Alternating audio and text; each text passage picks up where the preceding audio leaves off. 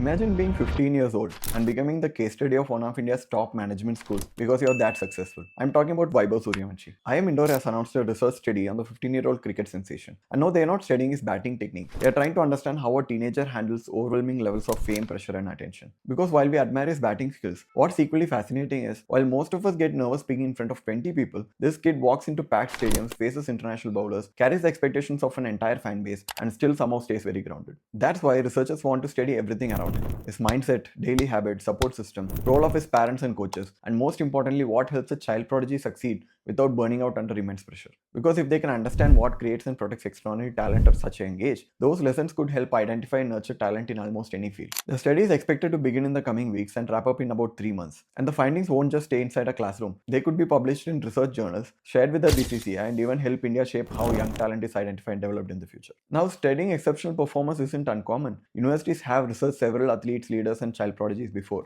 But what's unusual is Vaibhav's age. It's rare for a 15-year-old athlete to become the subject of a major research project this earlier in career. At 15, researchers are preparing a case study on your life. That's a different level of success. But people are divided on whether this is actually a good thing. Some believe studies like this could really be helpful, while others worry that all this attention might add even more pressure to someone who's already living under spotlight. What do you think? Let me know in the comments.